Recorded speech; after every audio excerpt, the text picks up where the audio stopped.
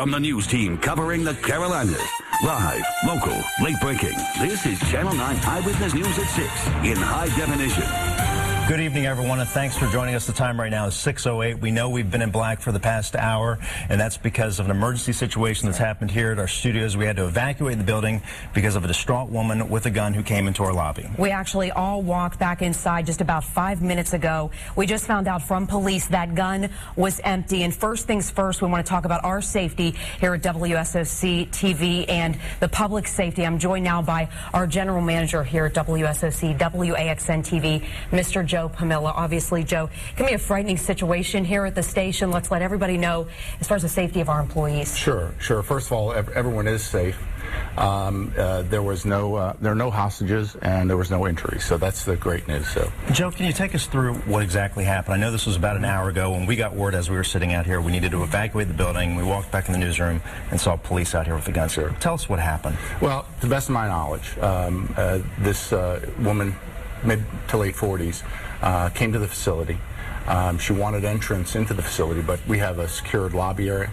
Our security guard will then go out and talk to her, and when he did speak to her to find out what she needed, she pulled a gun and put it to her head.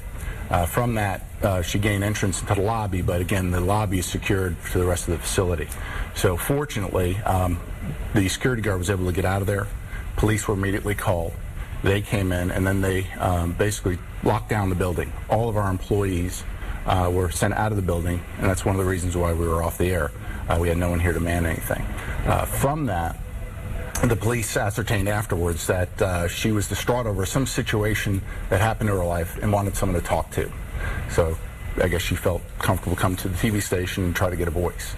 She was not angry with the station anyway, but this was a vehicle for her to speak her mind. Good.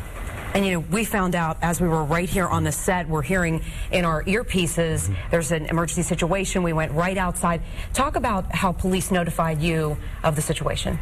Well, fortunately, once I got down with police, they started to bring more and more folks on. They let me know that SWAT was called in because anytime there's a situation where there's a potential hostage, they bring in the SWAT. SWAT went in and assessed it and was able to apprehend the woman and calm her down, and again, no one was hurt. They found out actually after the fact that the gun was not loaded, so that was a good bit of news. I know there were some reports, and I know we didn't have the ability to go live for obvious reasons, but through Twitter and Facebook, I know there were a lot of reports out there about what was happening and the possibility of hostages there in the lobby with this woman. But that wasn't the case at all, correct? No, that was not the case, but we need to be sure, so what we wound up doing was we made sure that once we got what we thought the whole staff out, we went through a rundown of every employee that could be here, and then the police did a search of the facility first to make sure that there was no one else in the building that was either, with this person or, not outside the building. Well, as a journalist and as an employee, thank you very much. I know this was a tough time for employees because you don't always know what's happening in these situations. Glad it ended the way it did. That's right. Joe, thank you very much. Our general manager here at WSOC TV and WAXN TV 64.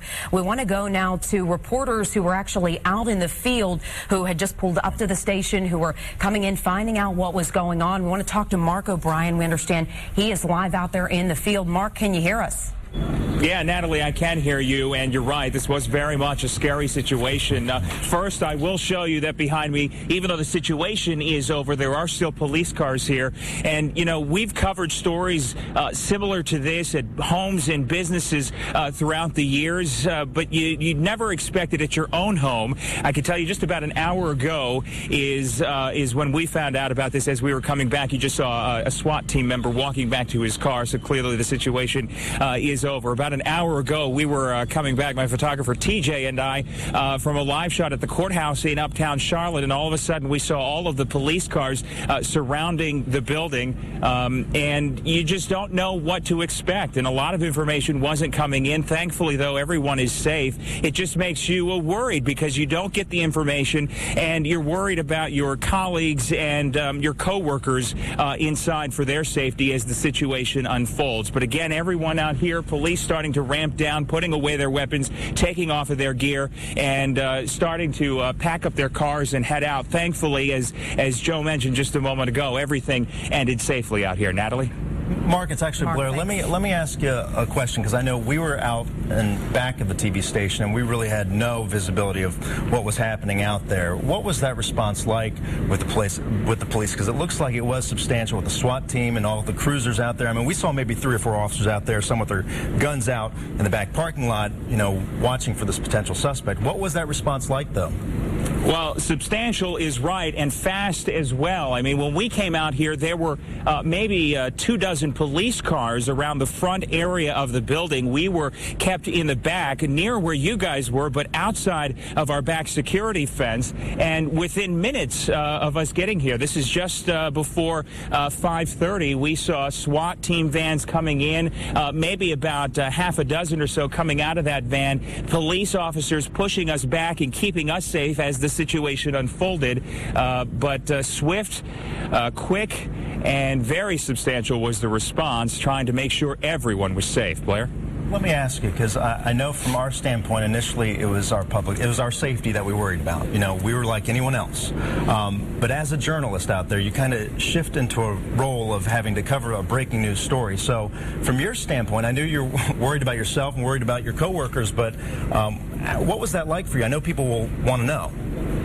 Well, Blair, you're absolutely right. You do switch into a journalist position, but at the same time, as I mentioned before, we've covered this numerous times over our careers individually and as a station as a whole. But when you see it happen at your own home, at your own place of business, you go back and forth between being the journalist and just being a person concerned about the safety and welfare of those you work with and see on a daily basis. Did I go up and ask police officers some questions, trying to find out how things were unfolding and the safety of those inside?